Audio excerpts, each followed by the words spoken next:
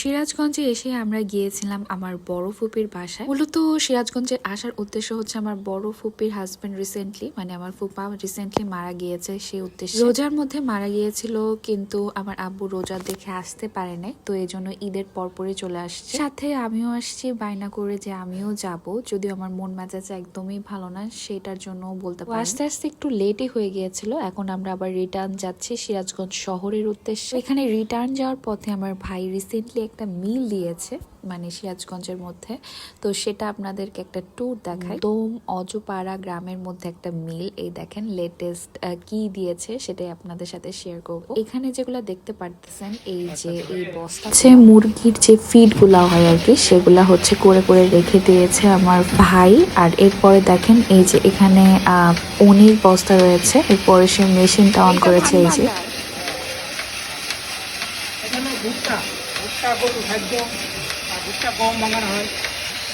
তো এখানে বেসিক্যালি ভুট্টা এবং গম যেটা হচ্ছে সেটা হচ্ছে ভাঙায়।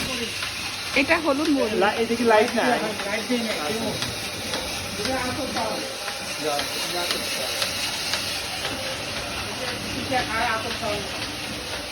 এটার ভেতর হচ্ছে আতপ চালের যে গুঁড়াটা হয় সেটা হচ্ছে এখানে ভাঙানো হয়। আগে তো ঢেকিতে করা হতো, বর্তমানে এই মেশিনটার সাহায্যে অনেক সহজেই গুঁড়া হয়ে যায়।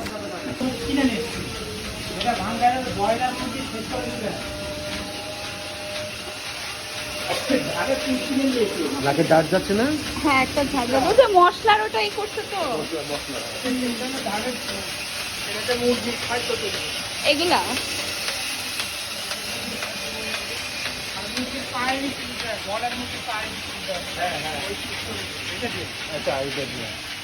তো গ্রামের মধ্যে এত বেশি লেটেস্ট প্রযুক্তি চলে আসছে যে এখন আর মানুষের একদমই কষ্ট করতে হবে না। শহরে ফিরেই ফুপি এত মজার মজার খাবার তৈরি করে রাখছে যে বলার বাইরে, প্রত্যেকটা খাবার ছিল অসাধারণ।